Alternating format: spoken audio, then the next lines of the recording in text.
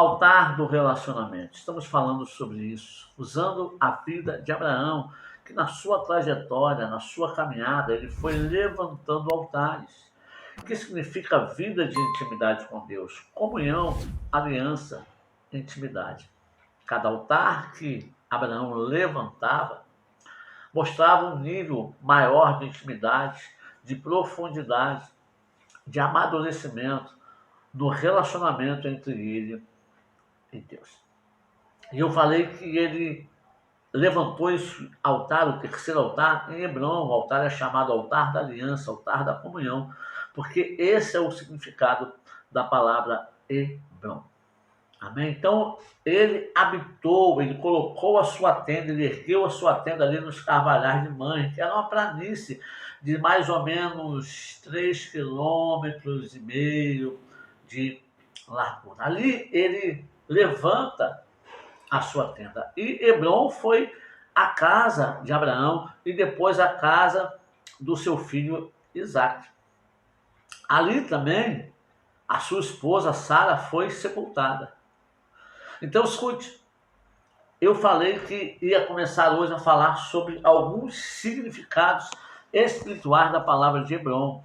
Hebron, ele tem vários significados, faz parte da nossa vida, da nossa intimidade. Como crente, como cristão, nós precisamos levantar isso e entender a revelação espiritual do local da palavra, para trazer para os nossos dias de hoje e aplicar na nossa vida.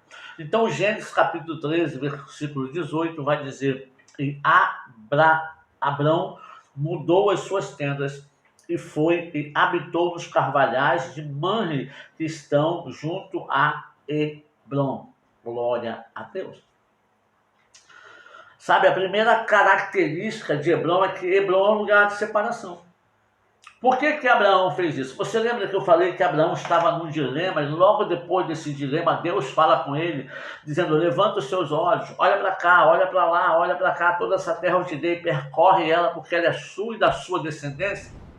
Qual foi o dilema, qual foi o embate que Abraão teve, que foi para ele terrível? Separação entre ele e Ló, o seu sobrinho amado, que Deus já havia falado lá no comecinho do chamado de Abraão, Gênesis 12, versículo 3 ou 1, dizendo: sai do meio da tua terra e da tua parentela, abandona, sai, larga, deixa eles de lado. E Abraão não fez isso, porque Ló era seu sobrinho. Eu li com você na mensagem anterior, dizendo que ele fala: nós somos irmãos chegados, nós somos parentes. Então ele não faz isso. Então, por causa da briga, da contenda que estava havendo entre os seus pastores, ele é obrigado a se separar do seu sobrinho, e o seu sobrinho escolhe o melhor lugar e vai habitar nas campinas do Jordão, perto de Sodoma. E tudo você sabe o que aconteceu com ele, mas Abraão fica ali. E quando Abraão fica ali meio desolado, meio entristecido, Deus fala com ele: ei, levanta a sua cabeça, se posiciona, olha para o Oriente, para o Ocidente, para o Leste, para o Oeste, porque toda essa terra que você vê, eu tenho dado a você e a sua descendência. Deus reafirma a sua promessa, Deus reafirma a sua aliança, quando ele cumpre a palavra de Deus na vida dele. Então ele anda por toda a terra e estende, levanta a sua tenda em Manre, nos carvalhais de Manre. Então fala lugar da separação. Você lembra o que Pedro escreveu ou reescreveu do que está escrito em Levítico? 1 Pedro capítulo 1, versículo 15 e 16, ele fala: como é santo aquele que vos chamou, sede vós também santo. Ele está dizendo assim, traduzindo para uma linguagem mais fácil de entender, como ele se separou para vocês, separe-se para ele. Nós precisamos aprender a viver uma vida separada para Deus. Nós estamos nesse mundo, mas nós não fazemos parte desse mundo. Pastor, mas nós compramos, nós comemos, nós bebemos, nós vendemos. Sim, mas eu não posso me envolver nesse mundo da forma que o mundo quer que eu me envolva. Na corrupção, na cobiça, no pecado. Então Deus está dizendo, sede santo como eu sou santo, separe-se para mim. Porque no Velho Testamento Deus se separou como Deus de Israel. Deus escolheu se manifestar na terra do Egito, na terra de Canaã, como Deus de Israel. As pessoas passaram a conhecer o Deus de Israel, o Deus dos hebreus. Quando o Israel foi levado cativo, os reis falavam o Deus de Daniel. Quando José estava no Egito, o faraó falava o Deus de José. E aí você vai lá em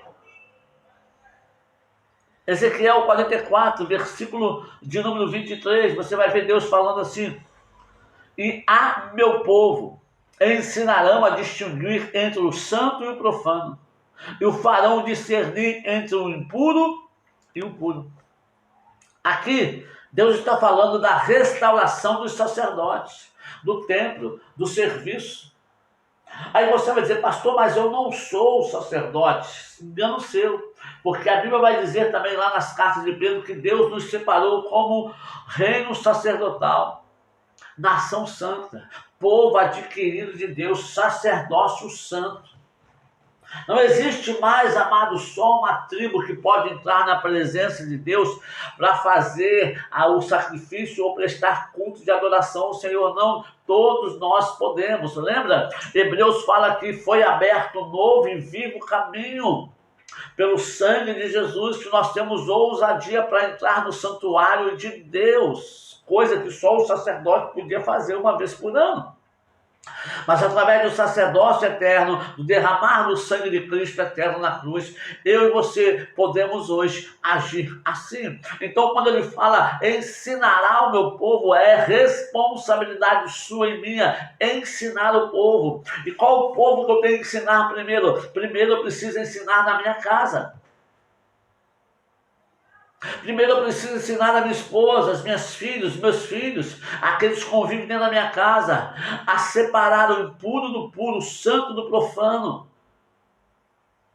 a ter uma vida de separação. Como que eu vou ensinar as minhas filhas? Eu tenho 3 filhas, uma casou agora, graças a Deus, Deus abençoe o casamento, louvado seja o Senhor.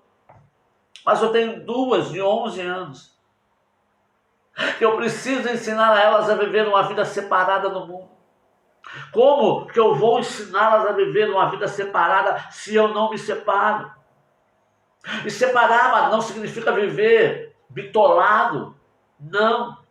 Acompanhar tudo, mas não se misturar com o profano, continuar no santo. Não se misturar com o impuro. Agora, quando falo impuro, fala de atitudes profanas e de atitudes impuras. Não é querer o que não se pode.